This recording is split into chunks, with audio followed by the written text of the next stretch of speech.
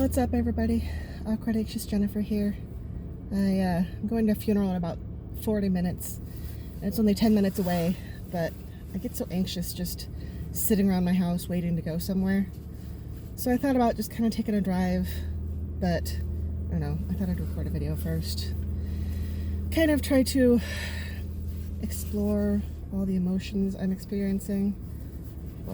I'm just a hot mess of emotions right now, and it's hard for me to sit down and parse them out, I guess. So maybe talking out loud instead of just going in circles inside my head will help. First of all, my anxiety's been really bad. Like, I can hardly breathe today. I've got so much constriction in my chest from anxiety. About what, I'm not exactly sure. But, you know, that's how anxiety is sometimes. Just get attacks without necessarily a reason. And all the stress and depression and anxiety, I've been battling tension headaches off and on for the last couple of days. Yesterday was pretty bad. And then last night I had a really bad one. Luckily I was able to fall asleep and woke up with another tension headache this morning. Took some Excedrin before I left. Hopefully that'll help. But I gotta say, in my own opinion, dealing with death when you're depressed is not a good thing. So had the visitation for this family member last night, and then 2 days ago had some out-of-town family arrive for all this stuff. And between those things, like, I don't know.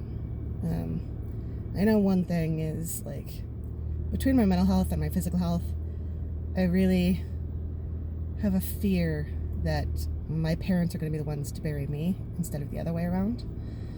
Not that, you know, I have any plans of causing that to happen, but, you know, people with bipolar disorder live on average 9 years less than other people, which of course my parents are more than 9 years older than me, but my physical health is already not good.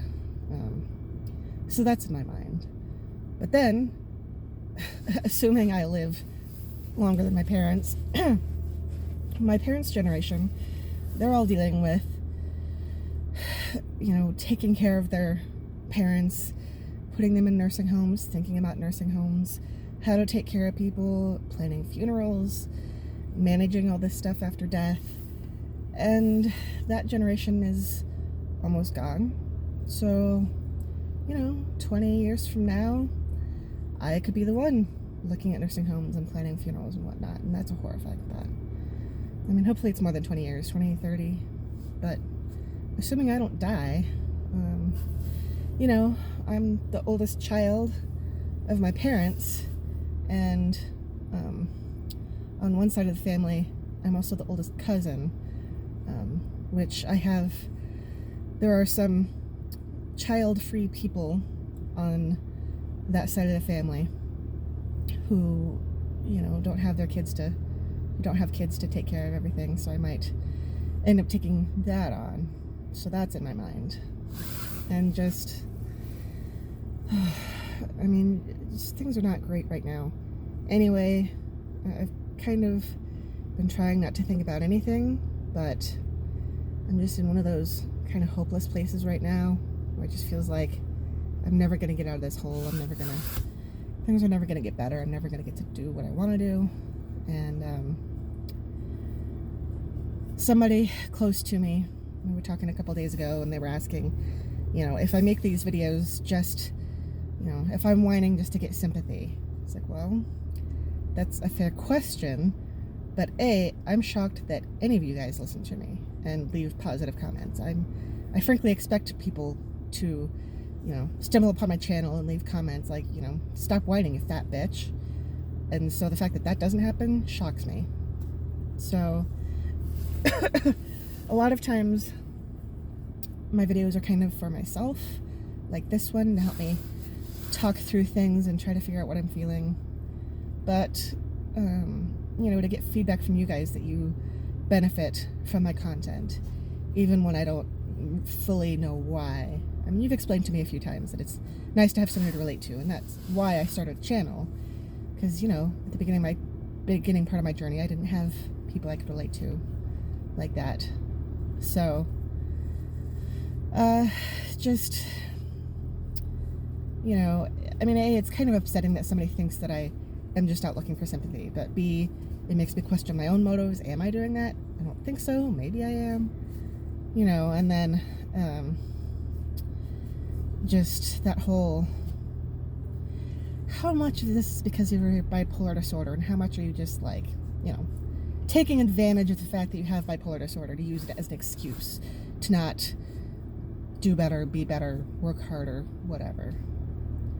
And I don't know the answer to that question, but I suspect that even if I'm subconsciously using my bipolar disorder as an excuse to not work as hard as I could, wouldn't that in and of itself probably be a symptom of the bipolar disorder?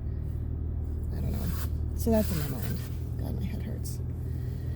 And then there's just, family drama, family tension, and just all these expectations and, the frustration with work, which luckily I work with amazing people.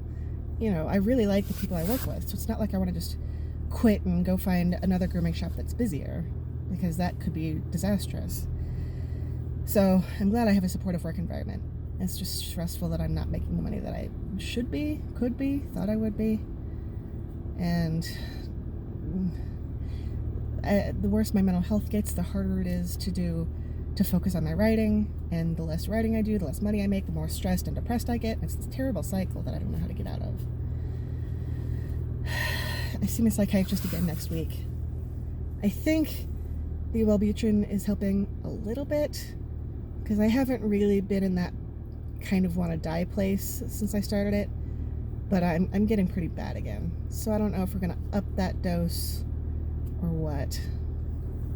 Checking the time. I don't know.